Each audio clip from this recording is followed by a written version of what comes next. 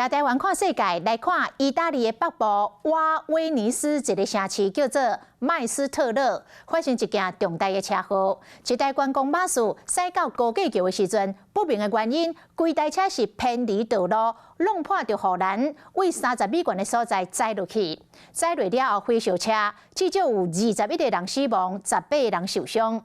讲车顶所在的大部分拢是来自德国、法国甲乌克兰的旅客。威尼斯的市长到场来视察，悲痛来喊话，讲这个车祸现场袂输是世界末日。观光巴士规台车是倒头栽伫铁路上并车，车顶去互电甲变去，玻璃是碎糊糊，车内更加是乱糟糟。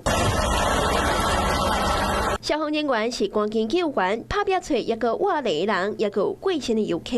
意大利威尼斯一台要开往马格拉奇的观光巴士，伫咧当地时间3号暗时7点多，伫咧经过麦斯特勒市一座桥的时阵，熊熊冲破护栏，为30公尺远的所在直接摔落到附近的铁道上。因为代志发生的地点附近有大量的电线，巴士伫咧弄到地面了后，佮引发着大火，造成严重的死伤。Sono 19 sono qui e 2 sono morti in ospedale, che sono venuti adesso.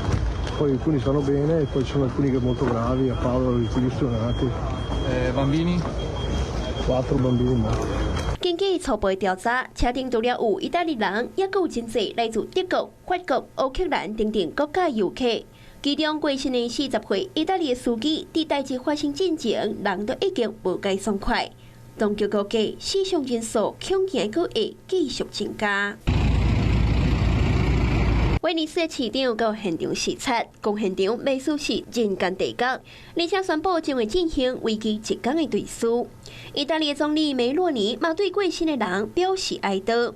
若是安怎，观光巴士会偏离道路，地质事故，阁需要警消继续调查。Hello， 我是林明瑞。想要抢先掌握最及时的新闻资讯吗？赶快订阅、按赞、开启小铃铛，锁定我们华视新闻的 YouTube 频道。